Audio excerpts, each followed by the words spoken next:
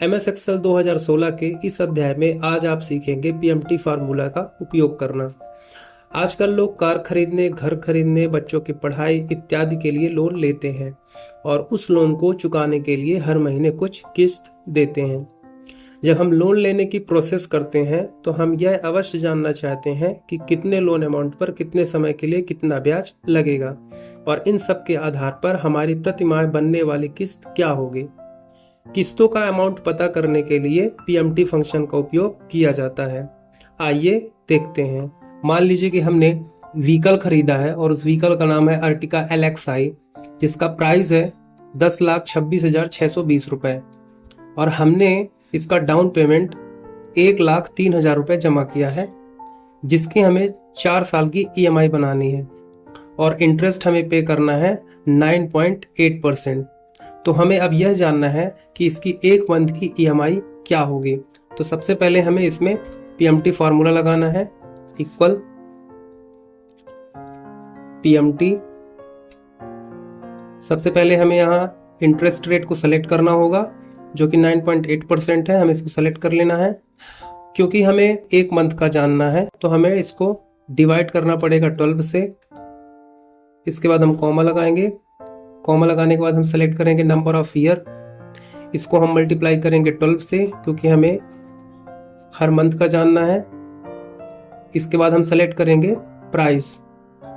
Price select करने के बाद हम माइनस करेंगे डाउन पेमेंट और हम करेंगे प्रेस एंटर।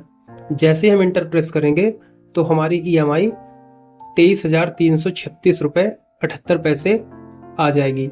ये वो EMI है जो हमें मंथ के एंड में पे करना होता है।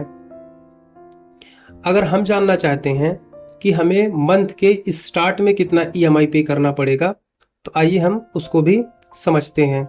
अब हम इसमें जानेंगे महीने के स्टार्ट में कितनी EMI हमें पे करनी पड़ेगी। तो हम फॉर्मूला लगाते हैं,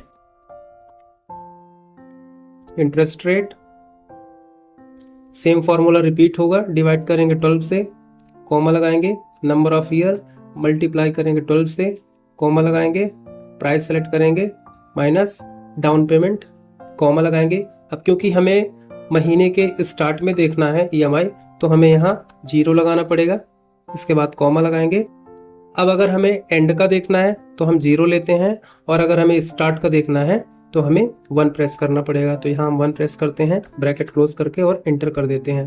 तो ये देखिए, ये वो EMI है जो हमें महीने के एंड में देना है, जो कि 23,336 रुपए 78 पैसे होती है। और ये वो EMI है जो हमें महीने के स्टार्ट में देना होता है, जो कि 23,147 रुपए 74 पैसे है। तो दोनों EMI में डिफरेंस है।